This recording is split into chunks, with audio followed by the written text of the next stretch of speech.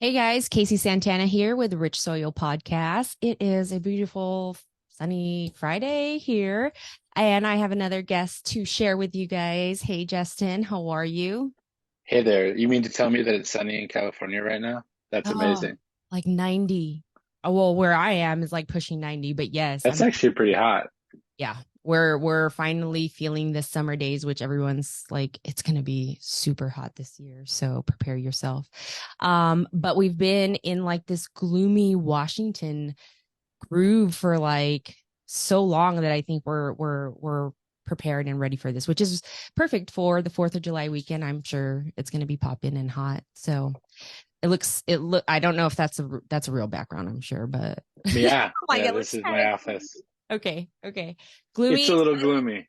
Yeah. Well, we're getting so the Northeast is getting the forest fires again from up in Canada. So it Right. was hitting the Midwest and Colorado area for a while. Now it's back hitting the East Coast. Yep. I saw that. Is the air getting fucked up out there? Like for you? It's not too bad. I live in the Harlan Valley, which is up in like outside the Hudson Valley. So I'm about an hour and a half north of the city. When you're Okay. in the city, there's really like being trapped between buildings. Like there's nothing absorbing it. I'm fortunately surrounded by trees and other things that, love that CO2 and Yeah. yeah, so we're good. We're good. All right. Well, I appreciate you coming on. If you guys don't know who Justin is, Justin Johnson is the founder of BudsFeed.com and co-founder of Chill Steel Pipes. And if you guys don't know what it is, this is one of my steel pipes, Chill Steel Pipes, which this is probably the best fucking thing that I have ever encountered in my life. This whole idea, so genius. I swear to God, I do not, if I'm going to travel anywhere, this is my go to because you can do this and put it back in my suitcase or my little travel bag and no problem. And I don't know. And this design itself, Yeah, like, that's fire. That's definitely one of our best selling ever. yes. And I want to give a special thank you to your other partner who I originally had handed me this off at, I think it was the Orange County Cannabis Yeah, Award. Adams County Cannabis and Music Awards. You were Yes. rocking the buffet with your infused chocolate sauce, and we had Yes, my the medicated bong bar chocolate next to fountain. you. Yes. I need to do those more. But yeah, we did that for the guests that were there, and you guys were set up right next to us, thankfully, and got to meet you and Rich. Rest in peace to Senor Gonzalez. How are you doing with that? And I know some of our audience may not be familiar with what happened there, but he was an amazing person from the little time that I got to know him, and just in the conversation and the energy that he had was very enlightening, and he just seemed like a genuinely good person. And obviously I didn't have much time with him, but you did. Did you want to touch on that? Yeah, for sure. You know what's interesting is the day you met him was the day before we found the tumor on his back. And you might recall he wasn't feeling very good, and he was just kind of willing himself through that event. And he literally had, yeah, some real serious shit going on, right? So, yeah, Tell. Rich was a very visionary guy. Rich, grew up in the world of retail, grocery, and big box, and through a series of interesting events, ended up being the head of a brand called Mana Hydration. He invented basically what was the largest wholesale water bottle brand in the country through a company called Core Home. And at one point in that journey, he harkened back to his teenage years and pot in Chicago. And he's like, man, these would make a really cool bong. And I had worked with Rich's sister, like at that point, about 10 years prior. And she reached out to me and said, hey, she knew about BuzzFeed. And she said, hey, my brother has an idea for a new bong. Would you be willing to talk to him? I said, yeah, absolutely. Like that's what I do. BuzzFeed, it's all about discovering and sharing cannabis related products and finding that next great thing. So, um, I met him, and it was a revolutionary idea, and we were able to, not easily, but we were able to get it manufactured, raise capital, and really hit the ground running, and launch something that was truly a new innovation in the category. And unfortunately, we had a very explosive first year. So much fun, had such a great time, and had really, significant plans for the future. We really were working on a what we called a product accelerator. We felt like Chill was a Trojan horse. Like this was one amazing product that we had designed together, and there's hundreds, if not thousands, of entrepreneurs out there that have other cool things that we could help them make. Because he was a world class manufacturer, and I come from a world of marketing for American Express and whatnot. And so we had this vision, and yeah, right around February, right, is when we met you. We were at the Champs trade show, and yeah, he wasn't feeling great. And after that first explosive year, almost to the date, um, around end of March, early April, he was diagnosed with pancreatic cancer, and we lost him about 8 months after that. Wow. That's pretty fast. I mean, and I It's can, heavy. Pancreatic's the worst. Pancreatic's just yeah, it's horrid. yeah, I mean, and you saying that he wasn't feeling well the day I actually got to meet him and we were hanging out in the back. I would have never guessed he wasn't feeling well. He was smiling the whole time, just such good energy. So, he seemed like he had an immense amount of strength, and condolences to his family. I understood that he also had a pretty fairly brand new baby. Yeah. Right? Still young. So last year was horrible. I think the great thing was that we had inventory and we had created a product that truly was differentiated, and he felt really bad about how much he invested into it versus, sticking with a job and doing what he did for his family. But, at the end of it, it became very clear that he did the right thing. And he had at the time, a almost 2 year old daughter, Haley, when he passed, and a wife. They were living in Colorado. He was living his dream, and the good news about all of that was, despite a really rocky road, mostly because I'm a marketing guy, like product development, importing, wholesale distribution, to take on all of that is a lot. So for me, it was a very challenging. I was lucky enough to have him for 8 months, and for 4 of those months for him to be really capable of at least bestowing some knowledge to me. And we had, it wasn't instant. We had the ability to transfer um, intellectual property knowledge and even things like bank accounts. So for that, we were very fortunate. And today, we're in a much better place as a business, and we're fortunate to have been able to put all of Rich's interest in the company in a trust in Haley's name. And so technically, about 60% of Chill is owned by a 3-year-old girl. Woo! Women owned. Watch out. I'm telling you, that's going to take over soon. I love that. Yeah, I yeah. have to say, So and I'm happy that you are continuing on with the vision and carrying it on, because I think it's a great product. I think you guys have done a great job with the community and supporting all different diversity is there. And so I'm happy to see you still around and being the face for Chill Pipes. I think it's going to continue to grow and make a difference for a lot of people. So I'm happy that you are here, and thank you for sharing that story with us. Let's dive into kind of a little bit of your story as Justin Johnson in the cannabis industry. I know you kind of touched sure. on your background a little bit. Before we jump into that, I always ask most of my guests if they have some sort of morning routine that contributes to their wellness. So in this case, we're going to extract that and assume that you're consuming cannabis in the morning and coffee, because that's the usual case. You can correct me if I'm wrong. Yeah. But if you do, what do you take action as far as fitness? And do you have one? If not, that's perfectly fine. Maybe you're more of like a reader in the morning. Oh Anything like boy. specific in your morning routine that contributes to what would be either wellness or fitness? So it's changed a lot, because I've gone through COVID, and prior to that, I worked from home, and prior to that, I worked in the center of Manhattan. So and now, now there's a whole different array of things that I have to do. I am not necessarily what I would call a fitness buff. Um, I should be. I need to work out more. I need to watch more inspirational videos from you, because I know it's a big part of your life.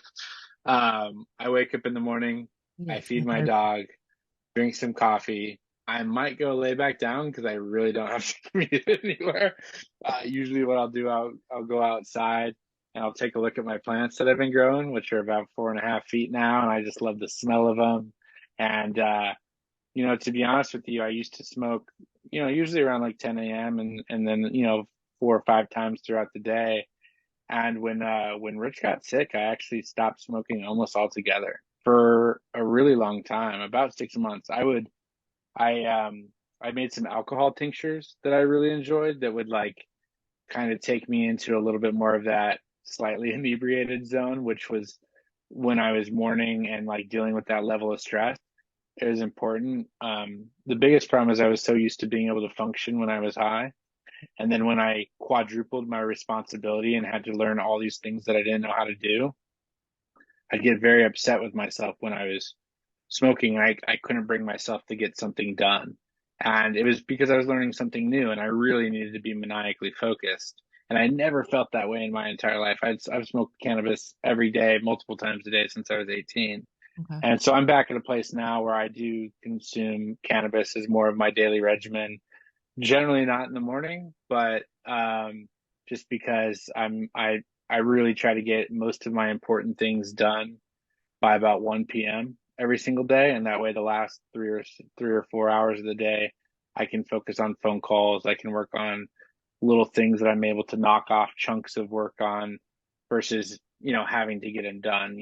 When you're running a business, it's like, oh, you got to send this contract and you have to do this and you have to there's so many like little things that you have to do and you can't miss a beat. And so yeah, I try to get all that done by 1, and then after 1 I'll have a enjoy myself a little smoke and chill out a little bit, knowing that most of the rest of the day is stuff that I'm working on over time. Solid. I think it's important people understand how to use it. And so the fact Yeah, that you weren't like you transitioned because you knew it was affecting in what you had to your shit that you needed to handle. And that's to each their own. I think people need to understand that it's very much part of bodybuilding. Not everybody's going to be using the same supplements the same way. So I love that you were very in tune with your body, that you were like, okay, that's not for me right now. But yeah. I'm also glad you didn't like just cut it out. Like it makes me sad when No, people are like, oh, I don't smoke anymore. I'm like, what happened? yeah, no, I Please don't tell think that me. could ever happen. It was really more. I also started doing more like what you would, traditionally categorize as indicas, whereas like I was a sativa guy. Like I was a daytime weed consumer, very regularly for most of my adulthood, and so I definitely went to if I was going to do it, if I was going to consume, I was trying to go into the couch. I was off work and I was literally trying to like use it to very much chill out as much as possible. Yep, I feel you. So, with that said, it does seem like since you've been consumer since you were 18, Yeah. you had recreationally only. Did you notice that you had some patterns as far as maybe high anxiety? I know for me, I didn't do a lot of reflection, honestly, till I was probably closer to 30. So 27-ish is then I started doing some work to really see how this was affecting me, how it was benefiting me. So did you have any like realization from the time you started it, or was there somebody that was giving you this as a medicine already?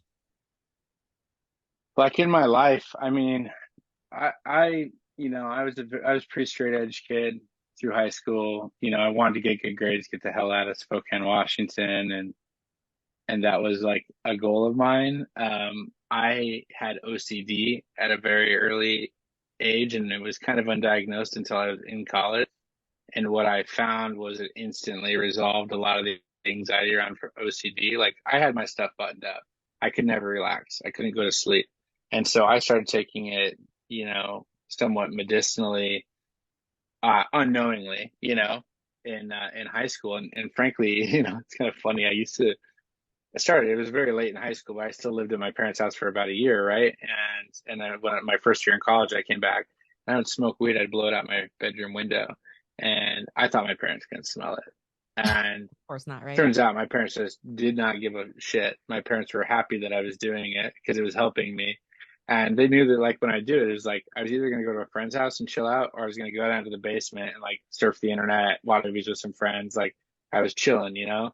And I got good grades. Like they never really, so it was kind of funny. I never had to worry about that part of it. My parents were super chill about it. And even though I was anxious about it, like I didn't really need to be. Yeah. Yeah. So I think because you held your responsibilities were taken care of, they probably were like, all right, well, he's, let him experiment his creative side. He's got his school taken care of. I think if you Yeah, were causing trouble, getting right. suspended, then maybe they would probably take a double look. But Well, and we're from Washington State, so they were growing up, we were getting beasters. Like we were getting Canadian weed since they were kids, so like pretty decent, do they smoke? but Oh, they do. Okay, awesome. That's even better. yeah, not a ton, but like, if I'm in town, my dad will definitely smoke with me. My mom definitely likes the syrups and stuff like that, um even like the olive oils, anything that's an additive to something like a cocktail Yes. or she can make a mocktail. Yep. She prefers that modality. My dad starts to too. I think the older you get, the less comfortable you are with inhaling. I think that's why a lot of people start to move to like dried herb vaporization Yeah. and those types of things as they get older. Because we all like to. I mean, I'm going to speak for you because you're an Emerald Cup pre-roll judge. I mean, we all like to take it to the face. Like, We need that little like that. That's why I can't live without my bongs. yeah, it's straight to the oxygen supply. Yes, yes. Yeah, But you're right. Things have changed as a mom as well. Got to get more discreet. You got, and for me, I've smoked for so long that I think trying different things has been fun for me. yeah. And different, cannabinoids are being put into different brands, and it's fun to see everything that's out there now and the different ways you can consume flower tinctures, however you want to say it. Right now, Well, and it's so abundant available. yeah, the important thing is to know the brands, and this is why I'm doing this, is for people to understand why why you're doing this. What's your mission? What's the intention behind it? Because there's so much bullshit that's going on, just overall in the world, that I think it's important when you're going to spend money on products that you're supporting the right people. And you are one of them that I think should be highlighted and people should know. I love everything that you do. You BudsFeed, can you tap on that? Is that more, you do newsletters? I think I've seen a couple of them on LinkedIn. When did that start for you? Yeah, for sure. So I started my newsletter in on June 3rd of 2019. And so BuzzFeed started as a newsletter to highlight a handful of products that were really cool that I had discovered, highlight an entrepreneur in the space, maybe a perspective piece that I wrote, and then I did a thing called the TLDR and top five stats. So basically, TLDR is like the top 10 stories that you didn't read, but I did, and I've summarized Love it.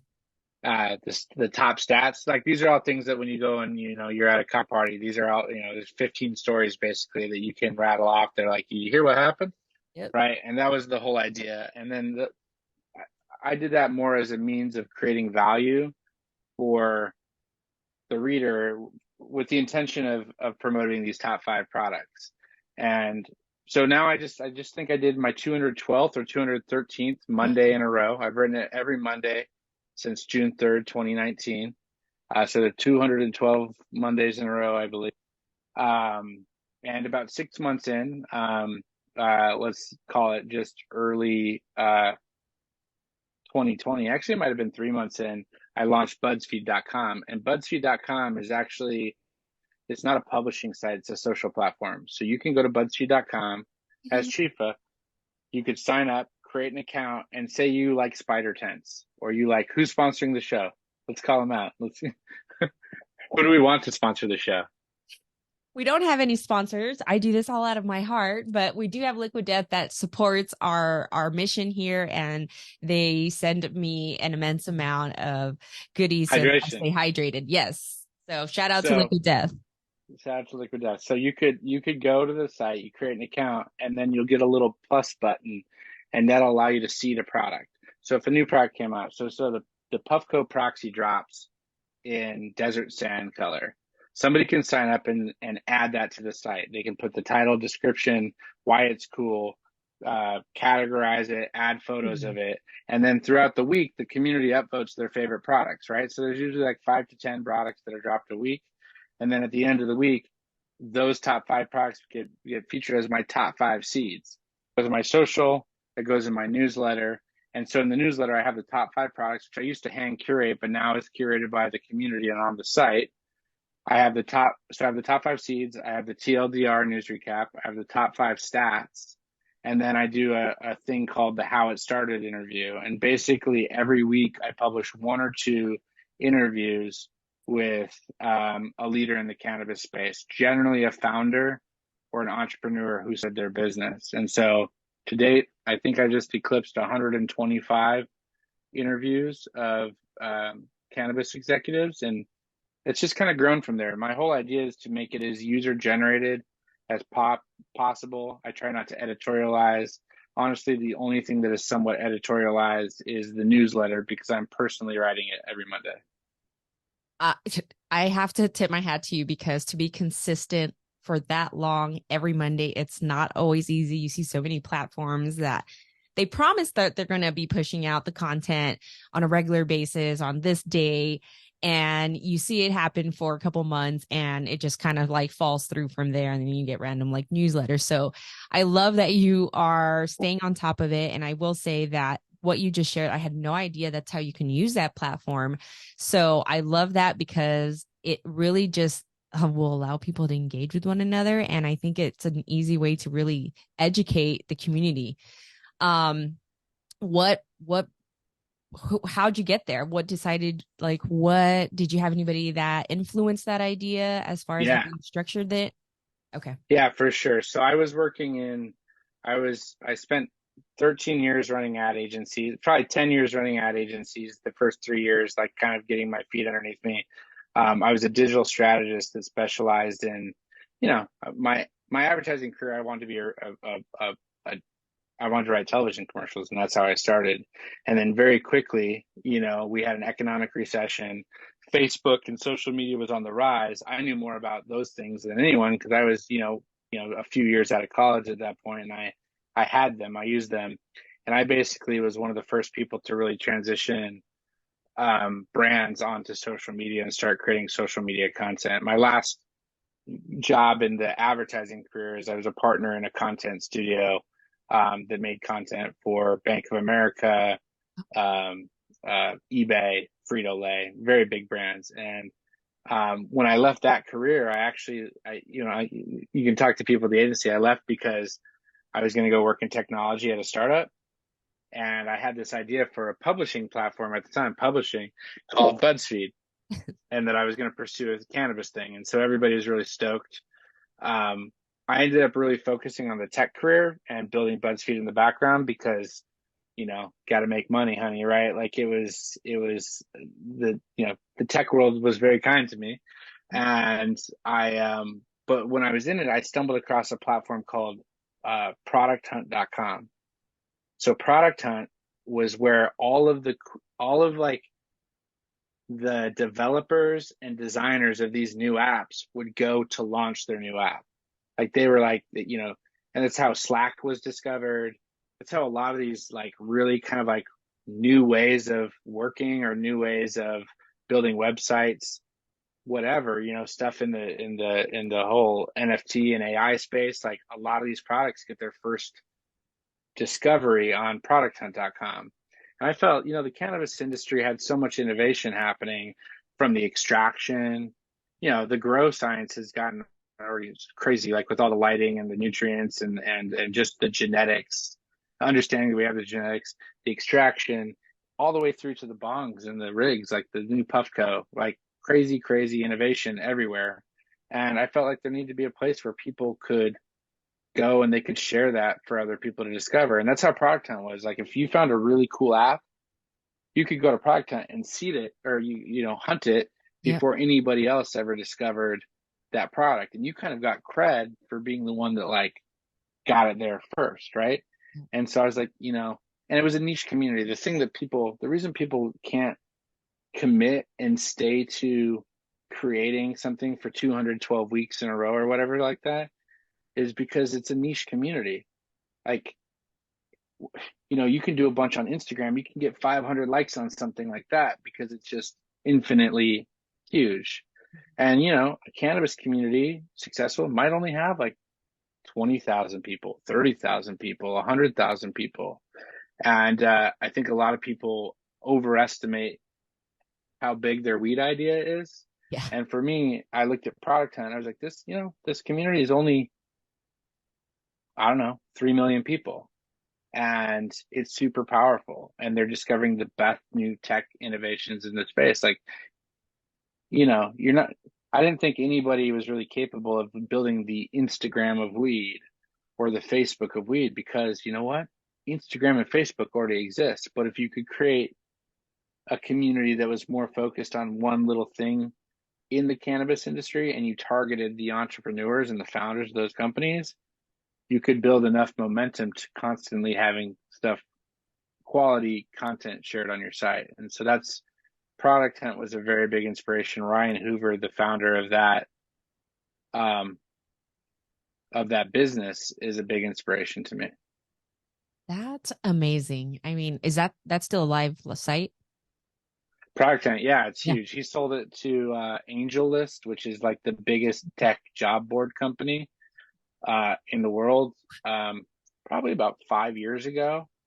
And the guy, I love he that. Of exited. I think he probably made like 10 million bucks. It's like not a bad day's work. And course not. he got like I'm a nerd, right? Like I like to nerd out on the cool shit, and that's like what his he got. That's what he got to do for whatever 5 7 years as he ran it was. Yeah. He got to nerd out on cool apps, and everybody wanted to share their cool new app with him. Yeah. And that's what I wanted. I wanted people to be able to come to me with a cool new idea and like to give them a place. And it doesn't matter if it's Puffco, and it doesn't matter if it's some guy in a basement in Iowa. They all can use the platform the same way. Great. That's great. We're going to make sure that we link all of that below so that we know how to find that information. Now, is that the same? Any of those people part of the mentor that you had mentioned? I usually ask my guests if they have anybody that has led them to kind of where they are, kind of who mentored you to who you are today as Justin, and where you are today in the cannabis industry. Oh man, who did I say? I'm looking at my answers. um, I think you touched on some of the advertising, somebody that you worked with, Michael Yeah, Hoffman, Mario Schultzky, is that right? yeah, Yeah. yeah, And then you have yeah, Adam listed there, Eric Olson, at Dynavape. Is that Dynavape? Dynavape? yeah. Okay, cool. Yeah, yeah. Wendy. Sorry, I was looking at my answers. Oh yeah, I have a lot of people that I learned from. So I was lucky when I started my advertising career. I was not happy in doing what I was doing as a writer. I felt like I had so much more uh, promise as somebody who understood the whole business and could be more involved. And Michael Hoffman is the guy. He was the first global advertising director for Nike at White and Kennedy, which is their agency. White and Kennedy had 12 people at the time. It's now the biggest independent ad agency in the entire world. And Michael was the guy that when they decided to do the Air Jordan, he's like, why don't we pair that guy up with Spike Lee and do the Mars, the whole first Air Jordan campaign. So that was Michael. And he was such an inspirational guy because he had taught me um, a lot of things, including like guerrilla marketing. Like he after he left Nike, he went to Columbia, and the Olympics were going on in Nagano, and he's like, oh, who's doing the broadcast? It was NBC. He got Columbia Sportswear parkas. He got the NBC logo embroidered on him and sent them to every single broadcaster at NBC. They all thought that they were station issued parkas, and everybody on that broadcast rocked Columbia and ever since then, now they Mhm. get a sponsor to do all of their winter wear when they're doing the Olympics. This guy was like a genius, and he was like a little, like 4'10" Greek guy who hung out with basketball players and professional athletes his entire career. And I was so fortunate to learn um, how he got there, and it was through a lot of humility. He was actually also a mentor of Mario Schultzke, who became my next boss. I had reached this point in my advertising career where um, television commercials weren't selling anymore, and it was all about social content and search marketing and digital, trackable. And Mario taught me how to do all those things. He literally pulled me out of a department where I was unhappy and said, "You're going to learn how to do all these things. I'm not going to be able to help you with all of them, but you're just going to learn them, and I'll make sure you have the time and resources to learn them." And so overnight, I went from selling our old services that were becoming dated and like becoming an expert in digital strategy and true like SEO, paid search, paid social. This is like I was probably one of the first 1,000 people to run a Facebook ad ever. Wow. Um, and then yeah, in this space, I've been very lucky to be friends with Adam Schoenfeld, who's the original founder of Green Lane, and him just legitimately being a friend and being helpful, and someone who is a very good, loved Rich and was there for us in a tough time. Eric Olson, the CRO of Dynavap.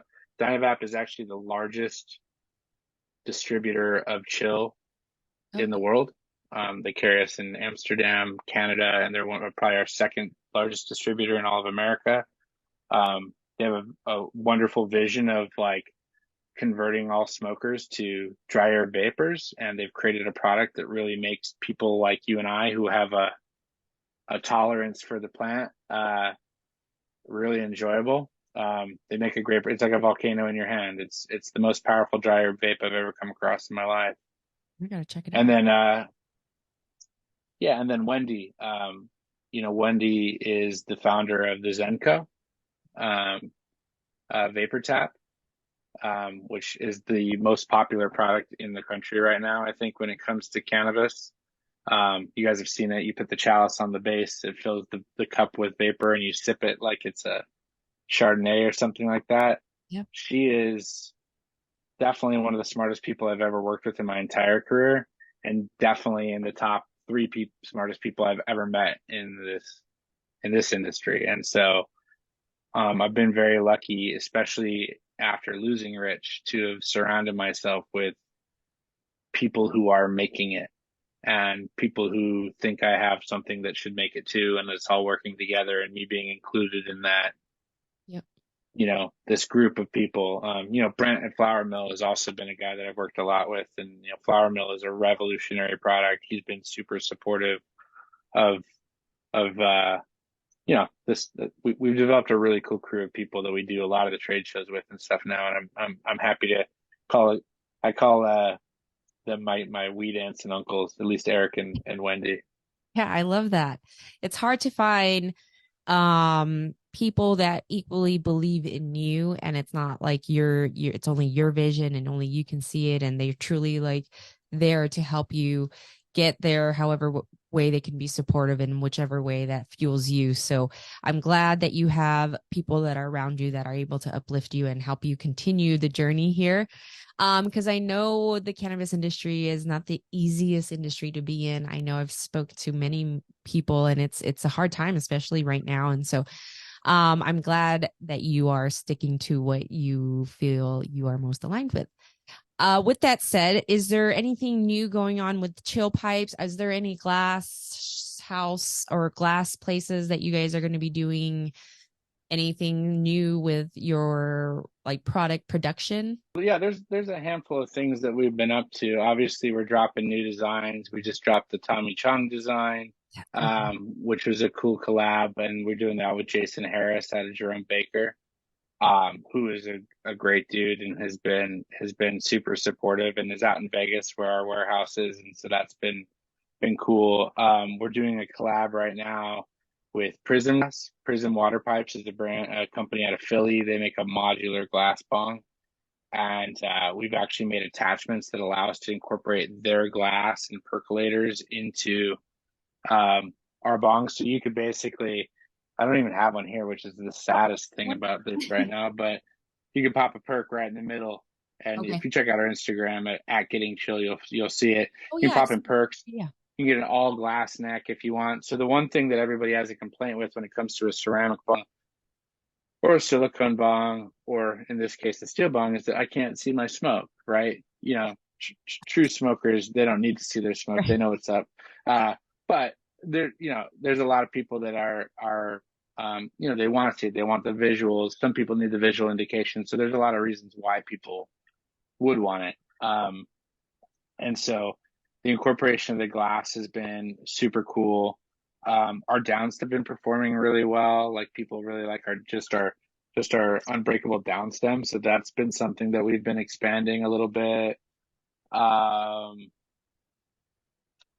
yeah, and we're doing a lot with Dynavap. We're doing a lot of dry herb vaporization through the device, and so that's been interesting as well. But in terms of show coming up on, I just did the Revelry event in New York, and New York is cracking right now. It was so much fun. It was like the Hall of Flowers of the East. I had a great time.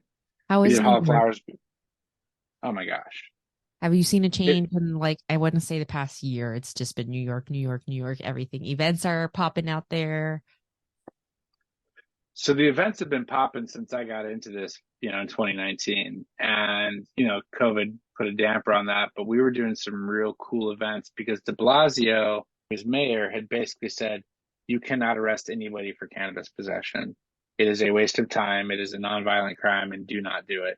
And I think two people in that time frame got harassed or arrested, and they were both, people of color. Like it was a systematic like issue with the police force. But other than that, you didn't worry about it anymore. If you got caught with weed, you could have several ounces. And then when they legalized it, even though we didn't have stores, you could have up to 3 ounces on you, 5 pounds at your house, and you could smoke a joint anywhere you could smoke a cigarette. Oh wow. So yeah, we've been out there, any bar with an open that allows people to smoke cigarettes, we were having weed events at. And so I didn't know that. that's been cool. The real rollout's been kind of unfortunate. All these people apply for card licenses, they get them. The fund that the state was supposed to provide is not available. We probably have like 12 dispensaries in the entire state right now, and Yeah. but that doesn't change the legality of it, right? Like we're out here having a good time no matter where we're getting our cannabis from. The legacy market is going to reign very powerful for quite some time you know, until they learn, well, until we have more dispensaries, because a lot of people would prefer to get their cannabis from dispensaries, especially new consumers.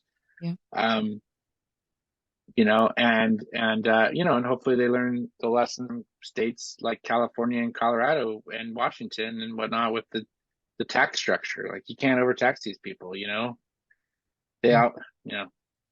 So yeah, New York's cracking. I've been having a blast, and it's So you're not been the I was gonna say, so you're not the only one growing, probably. no, yeah, that's the other thing. If you do get a medical card in New York, you're able to grow up to 6 plants, and I think you were telling me you have a nursery with 6 additional clones popping at the same time. So, Yeah. um,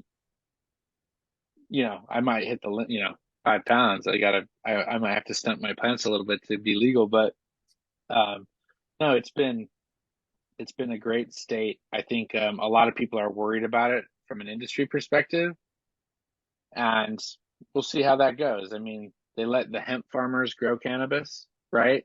Yep. Which is cool. A great opportunity for all those guys. Is it the best weed? It's not California outdoor, and it's not indoor. It's, 6 lights in a hoop house. And so they're going, it's all going to get you high. It's all quality. Like these growers are doing a good job, but is it what they expect compared to the packs that are being moved out of California every day? No. Yeah. California's got the best weed in the world, period.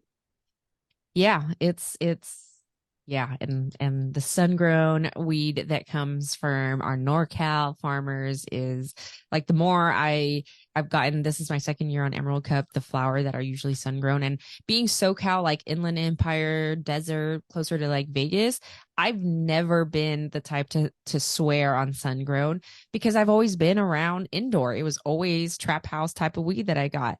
It wasn't until I really embedded myself in the industry and became a judge and started really testing different type of flower that I was exposed to the different terpenes and just being aware of like what to look for. And so now when I go into the dispensaries, I'm always like, show me what you have on shelf that is sun grown. And then I kind of work my way from there just because people miss out on the sun grown. We don't get it too often down here in our dispensaries either. And so um that's interesting. I was wondering how it looked for, I've never been to New York. And so I'm glad you're still able to grow your plants. I think from our perspective here in California, at least for us, like women who are in the space where we want to be seen as educators, we're hoping that New York just learns from all the not things to not do that California did when they're operating and running these retail stores. So hopefully, things turn out good for New York. I know New Jersey is doing really good. All the surrounding states that are slowly picking up. I know Oklahoma is fucking. They have a 32x oversupply in Oklahoma. Oh That's wow. crazy. You know that's trapping. You know that stuff's going out the back door. It's like the same way with Oregon. Like most of our weed in New York, frankly, comes from Southern Oregon and Northern California. And when weed is federally legal, let's be real, 90% of our weed is going to come from Southern Oregon and Northern California. I hope these people can like gut it out that long. You know what I'm saying? Because right now we've lost some of the best growers in the entire world because they can't sell $500 pounds without subsidies from the government. Like weed will go there, it will get that cheap nationwide, but it's the government subsidizes farmers for everything else in America, right? These people can't make a living. That's why they have to revert back, go to legacy. And I would too if I were them, and I'm hoping at some point, I mean, it's like our avocados, or it's like, where do we get it from? We ain't getting it from, it's not grown in a building somewhere in New York City. It's being grown in California. So Yeah. I think that'll happen. And I hope a lot of that really great sun grown weed will be grown at scale for Yeah. everybody to have access to. Yeah. Yeah. Anything else that you want to touch on that we as the audience can support you with BudsFeed, with Chill Steel Pipes? Oh man. Yeah, with BuzzFeed, I mean, content makes my world go round. So if there's something cool that you've discovered and it has never been shared on BuzzFeed.com, sign up and seed it. Go to the FAQ section of the website and and uh and see how to seed it. It'll give you all the instructions and stuff like that, and search for a product. If it's not there, share it. That's the whole lifeblood of the platform, right? Yeah. Um Separately, I'm going to be launching a drop shipping platform on the back end of BuzzFeed. So everything that is now shared on BuzzFeed, I'll probably have about 5,000 SKUs ranging from the Puffco Peak to the Klinger lighter Get holder. get one of my hands on a Puffco. There That's my you next. go. Yep. Awesome discount codes. And then with Chill, like I said, we've kind of we had a lot of challenges just when it came to not having the other half of the brain and having a ton of inventory. And like it sounds like a good thing, but it was a very challenging time because we were geared up to explode, and then we lost an engine, Yeah. on the plane. And so um go support. We're having sales pretty frequently. We're doing a 4th of July sale right now where we're doing a BOGO on the mix and match stuff. Um, and we will, if this doesn't get published before then, we'll have some different deals and stuff like that. We'll actually work with Chifa to make here's what we'll do. Work with Chifa to make an affiliate code, and we'll put it in the comments of the video There you go. of the podcast. There we Okay. go. That Yeah. way that way we can support our friends. Yeah. Um, Love that. and yeah, we got 5 new designs that we'll be dropping throughout the year. Um, and yeah, we'll be coming up. If you're in the industry, we're going to be at Champs in July. We'll be at Lift and Co in San Francisco on August 2nd through the 4th. And yeah, come out and see us. Oh, all these shows Yeah, happening. you should I gotta you get should out come out there. to Vegas. You should get a buyer Mhm. pass and come out to Vegas for Champs because That's it, this like in a couple weeks, right? it's July 7th. It's like July 19th, 20th, and 21st. So it's yeah, you got That's husband's birthday. Vegas is calling. yeah, wouldn't he love to go? He would. He's been saying we need a Vegas trip, so I gotta write that down. I gotta I remember. don't even say that anymore. I go to Vegas so often that like I need a non-Vegas trip. Yeah, we haven't been in a while. When you have little ones, that's what happens. That's what happens. Yeah, no. I don't have little ones, but I have an untamable I was gonna say you property. do technically. You have six little ones, What's that? kids, your plants. Oh, the I plants. And used then to we got a always call my dog and a plants my cat. baby. Yeah, there you go. You Those are still have yours, yeah? no. So summertime, actually after baby two, I kind of took one tent down. And then Yeah. the last summer that I did a grow op, it just had pesticides. It just was a shit show. So getting to like the 90s here and 100, it's just too hot for the garage deal. So I have been trying to do outdoor, but I also have a St. Bernard that isn't fixed and he tends to fuck up my plants. So Oh I'm no. still debating on what to do right now. But yeah, it hurts my heart that I'm not growing because I don't know if you said it on here, but it is therapeutic. I used to love waking up in the morning and just going out there and looking at them and seeing whatever stage they're at from the moment they seed to all the way till harvest time. And I haven't had that opportunity in like the past year. And so I'm itching to grow. Right now I'm just growing like random house plants and it's overgrow. So my husband's like, what is going on? And I'm like, this is my outlet because Overcompensating. No, it's true though. Like honestly, so when everything was dying around me, like the business was in a very challenging state. Rich was legitimately passing away and decaying, right? Because it's pancreatic cancer and it's the worst thing you've ever witnessed physically in your life. I can't even tell you. I was growing things that kept growing. They started budding and they were smelling like cotton candy. And I was just like, holy moly, and like every day I went out and I was just like, it gave me this little bit of joy that like I'm in control of this thing. yeah, Like this thing's gonna keep going bigger and bigger. And I didn't get a ton. I got like 8 ounces of weed off of that first grow. yeah, And I made yeah. a bunch of tinctures out of it. I gifted it. I smoked some of it. Like Very nice. I'm like, no, it was a mine. great experience. No, that's nice. I do I when there's a group of us that are growing and you get to share everybody's strains. That is super fun for me, especially when for me being a woman to see other women grow. It's always so inspiring. That's what I love, for the women to really thrive and learn. It's like growing tomatoes, why not try it? It's worth the try and I think they just grow a different level of appreciation for the plant when you at least try Yes. one. So, If you're in New York, and I'm going to shout out another group real quick, just because I'm still getting airtime. You haven't cut me off yet. of course not. Um, there's a Women Grow group out here in New York. Women Grow became a national organization versus regional. Tanya Osborne, who was the president of the New York, is now kind of second under Gia in the Women Grow organization. She's the shit. She runs a group called Canna Diva Okay. out here in New York. So it's her, Kate Caridi, Chef Jackie, um, um, uh, P Dub. Like, there's a bunch of women. Like, I've been so Kim B, who most everyone knows in the space. Like, I've been so fortunate to. Um, I actually got really pulled under the wing of the Women Grow group when I first started back in 2019. And I don't know how I got so lucky, but somehow I'm like some honorary, like kind of like Women Grow groupie, and You're not it's a great. douchebag. Maybe that's why. Well, I've also yeah, and only bought weed from women for the last I don't know 4 or 5 years. The women in my community manager at BUDSFEED is a woman.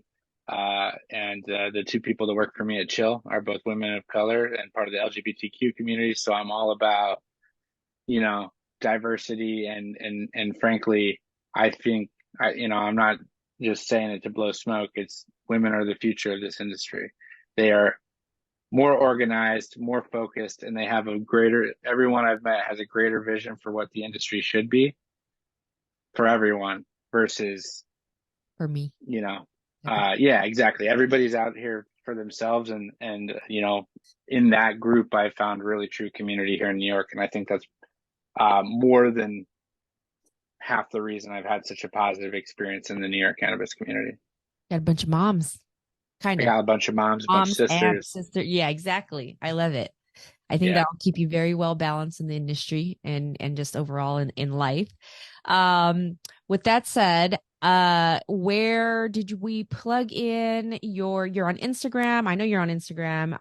LinkedIn, I know I'm personally you're on LinkedIn. Anywhere else that we can plug in where they can find you and stay connected? Yeah, I'm personally plugged in on LinkedIn quite a bit. So Justin Johnson BudsFeed will probably pull up my result. BudsFeed.com. That's BUDSFEED.com. At BudsFeed underscore on Twitter and Instagram. Unfortunately, I did not get there first. And then on for Chill, it's www.chill.store, no .com, just .store, and at Getting Chill on most social channels. On the ones that we've been booted and restarted, it is at Chill Still Pipes. Yeah, exactly that part. Yeah, right. It's We've like, been through it all. I hear you. I hear you. yeah, Okay, well, we're going to make sure that we plug that in as well in the description of the actual video. But before I cool. let you go, we have a new thing where it's kind of like rapid fire. It's my 7 grams where we're just asking you to drop like 7 tips for our audience to take back. Not necessarily related to just cannabis. You know, me being a fitness enthusiast, I believe the cannabis industry. There's so much wellness in there. There's artists. There's all types of creative people. So it's just a little bit to get to know who you are as a person. So you okay to dive into this? Do you need to smoke Yeah, or so you're gonna hit me with questions. I'm gonna hit just the vape pen because I'm inside and my wife only likes me to smoke outside. So you want I hear incognito? ya. Yeah, no. So one word, one sentence. But yes, there's 7 questions. A little bit of fun. Just I can say one word.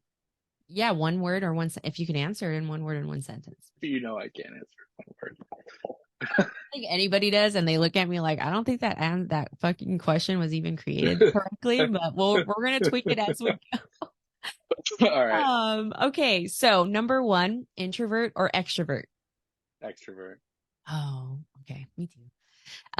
Number two, yoga or weightlifting? Oh man, sitting on the couch. Stop. So Uh, yoga. I'm just definitely kidding. weightlifting. Definitely weightlifting. Okay, okay. Yeah, yoga I do not have the patience for, although I Yeah, think me I either. probably should do it more. Yeah, yeah, definitely. I think it's helpful. I've done more meditating, but not so much yoga. More yoga stretching, and even that, like anything slow, I'm still learning to like weightlifting, hit, moving. That's my jam.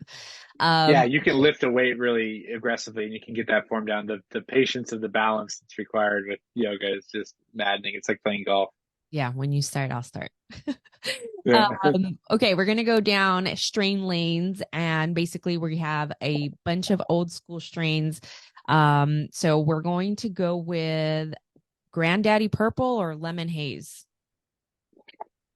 Oh man, I think I'd have to say lemon haze, even though I have the Khalifa Granddaddy Perp poster right here. Yeah, okay, so that was in our sativa lane. Hardcover book or an audiobook? Audiobook. Audiobook.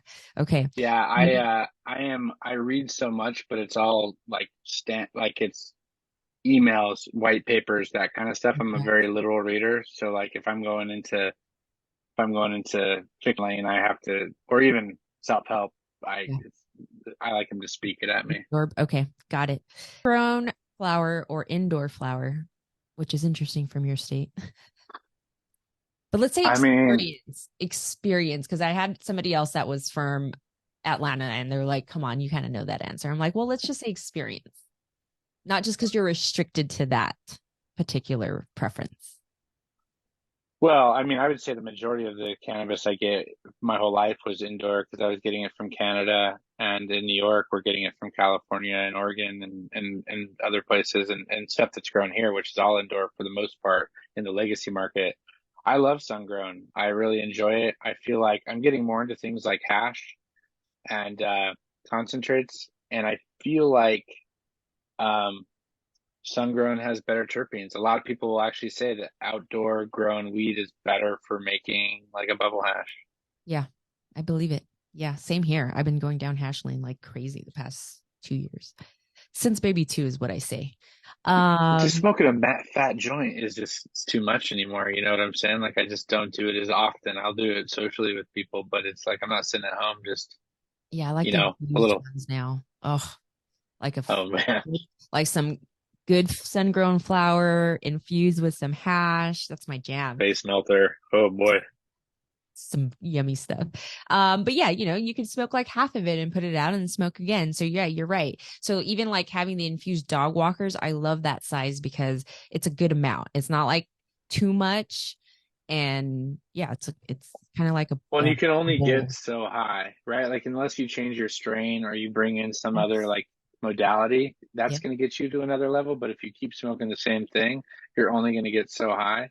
Yep. So a gigantic joint isn't necessarily even worth it financially. A walker's perfect. It's going to get Yep. you to where you need to go. Exactly. There's so much. I'm telling you.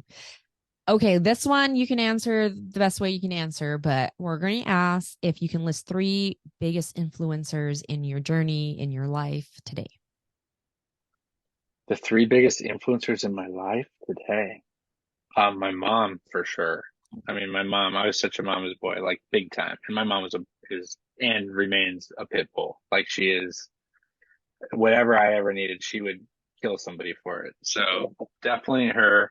I would say, um, Mrs. Tripp, my freshman year math teacher, because I was getting really bad grades and she let me come in every day at 7 a.m. and she tutored me and like throughout all of high school. And I was valedictorian of my high school because she like gave me so much time. And actually, her class was the only class I still had a B in because my grades were so bad. And she gave me an A for effort. And then I got straight A's all the way through high school. So I wrote about her in my valedictorian speech.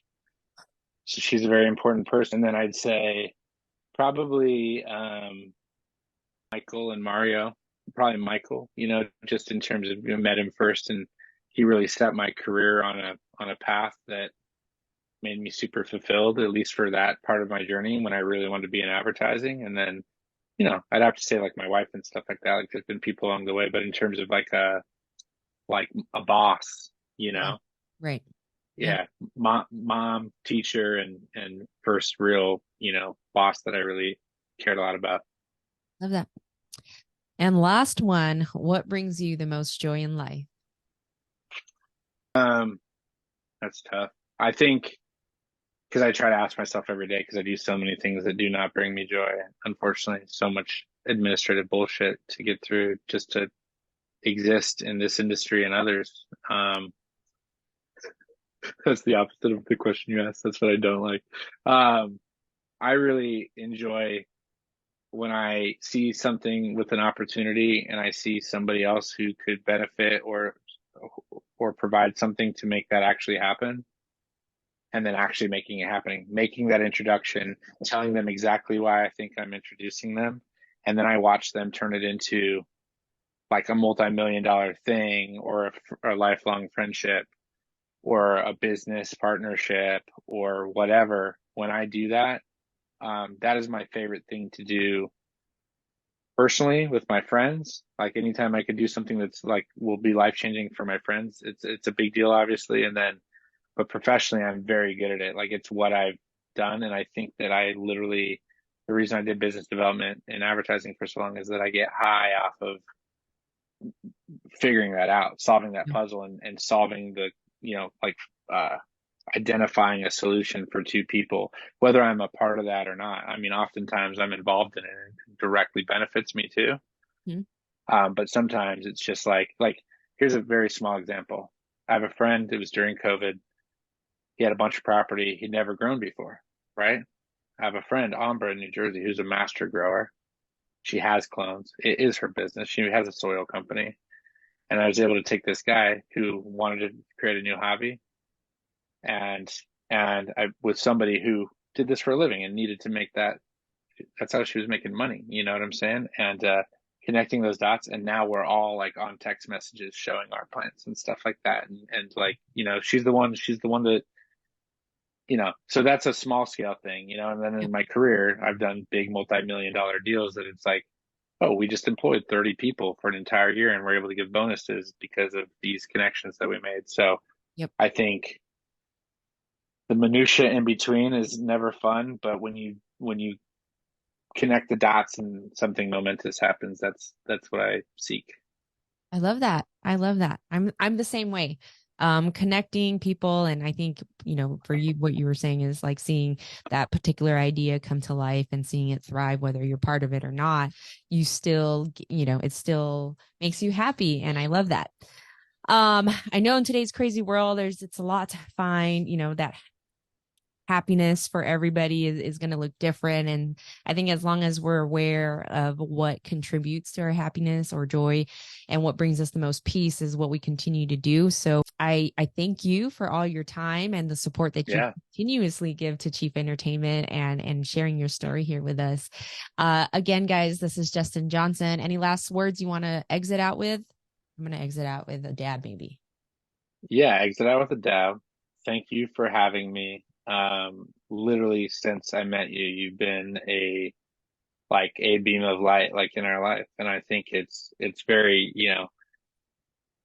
that's kind of why we're in this industry is because there's certainly a lot of crap that goes down and it's mostly tied to it being a federally illegal substance. But I've worked in a lot of businesses and it's very rare that you meet as many great people as you do in the cannabis industry. Like morally great people that you would legitimately want to hang out with all the time. And so I appreciate you putting me on your platform here and talking about it, and always the offers other way around too. We got to get a Howard interview with you, and we got to get anything that you're promoting onto BuzzFeed. Course, of course. Yes. Thank you so much, Justin. Thank you all for tuning in. And again, stay elevated and make sure you guys are tuning in to all the episodes here on Rich Soil Podcast. See you.